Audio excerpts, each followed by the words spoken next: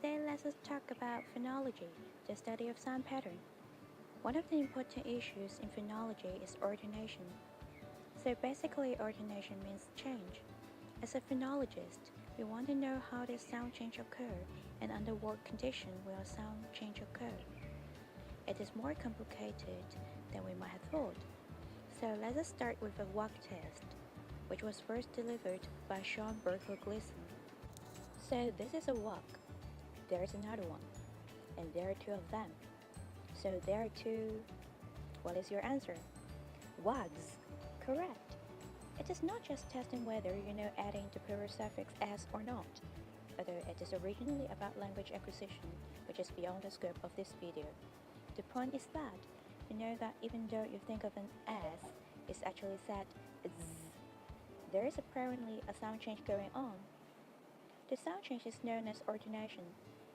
In fact, if you come to think of it, the S has even more forms. How do you say these words in its plural form? Horses, ducks, and of course, wags. In this video, we investigate different types of alternation. Yes, there are different types. The above example is just one of the many kinds of sound change. We'll get back to explain why there are different sound forms for the plural suffix soon.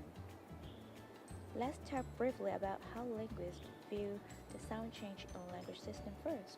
Just now, we have discovered that what you say is different from what is in your brain. In alternation, it is important to realize that there are two important components. First, the abstract representation. The second, actual representation.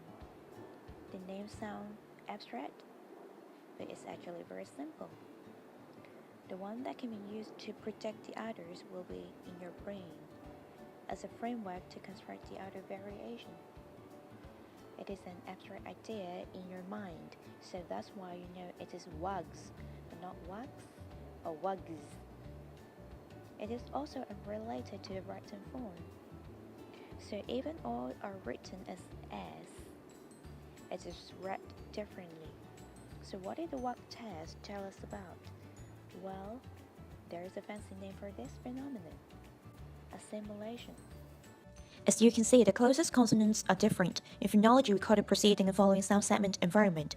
Assimilation is about becoming closer to a nearby sound. For G and K, we say G is voiced, K is unvoiced. If you grab your neck, be gentle, and say G and K, you will feel a vibration for G, while for K you don't. Voiced means the presence of vibration. Well, what about Z and S? Try it yourself. What do you think? You're right, Z is voiced. The plural follows suit. If and only if the preceding consonants are also voiced, the plural suffix must also be voiced. But you cannot predict S because they don't share one particular feature. More about features in future videos. But anyway, that is why it is called assimilation. The alternants share some features of the sound that is preceding it. By the way, this is also called local assimilation. It's local because it's about the adjacent sound. Horses is another story. We'll return to it later. Is there something non-local then? Yes, it is called long-distance assimilation or harmony. This type of assimilation cannot be found in modern English. Instead, here shows a vowel harmony example from Turkish. We can form a plural noun by adding led or lad to the singular form. Led is used when the root is front vowel, where you advance your tongue. And lad occurs when the root is back vowel, where you pull your tongue back. Example 1 and 2 agree with the back vowel, and 3 and 4 agree with the front vowel. Another alternation is coalescence. Such a fancy term. It basically means fusion, two sounds merged together.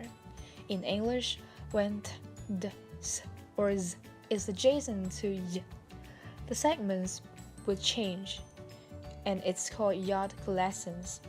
For examples, act becomes actual, revise becomes revision, relate becomes relation.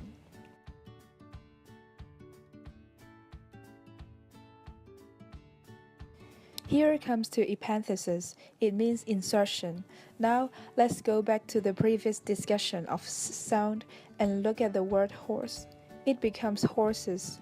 And another example is wash becomes washes. We insert the is sound in between to break the segments up. It's because it violates some phonological rules. Imagine saying s or sh. It's hard to pronounce, right?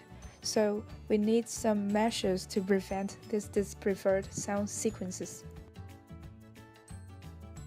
Now, let's go to America and see the English there.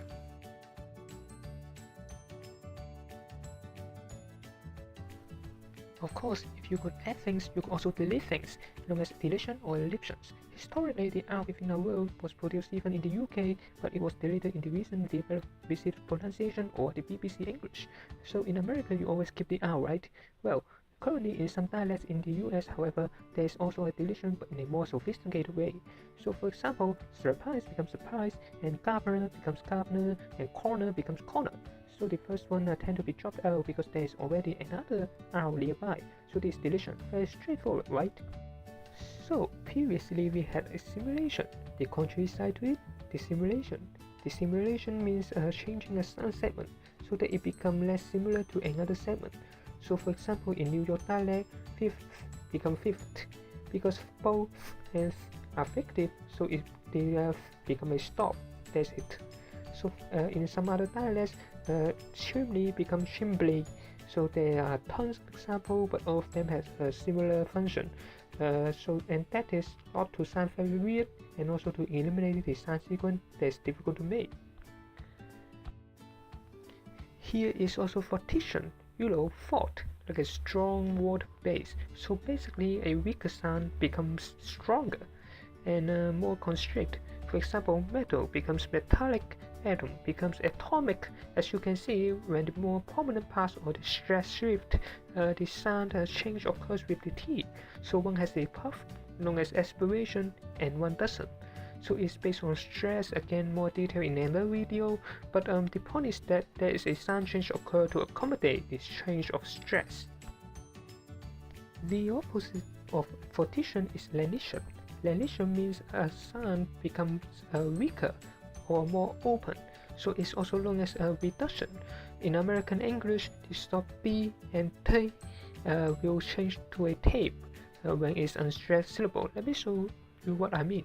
For example, leather becomes leather, kidding becomes kidding, and tutor becomes tutor, butter becomes butter.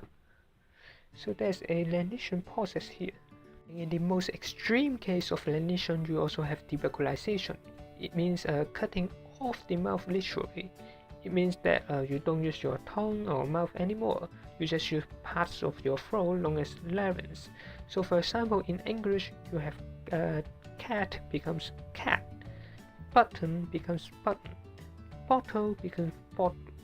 So in the word final position before nasals or in the vocalic position, you use your throat for these sounds rather than your mouth.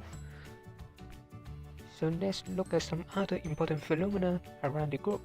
So first we have lengthening. Look at the example here in Komi language. So for I stood, it is sulali, and to stand, suloli, and from a daughter, it is loose, and daughter, lu. So the vowel length has changed here. It's longer. See the colors here? Notice that the lengthening happens after a deletion, so it's also known as compensatory lengthening, because you maintain the original length or the range of the word by extending the vowel length. So if a sound could be longer, then a sound could also be shorter, right?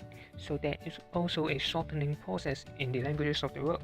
So here is the Ulumni language.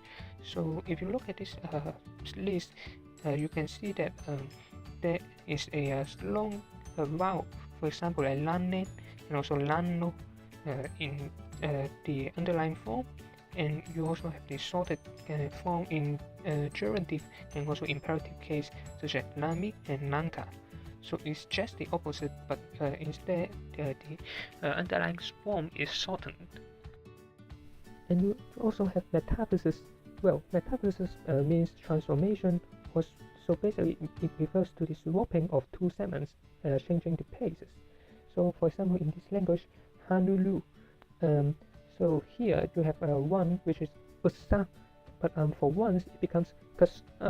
So here the ka basically means time, but when it's added to the root, there is a swap of 2/7 as you can see here.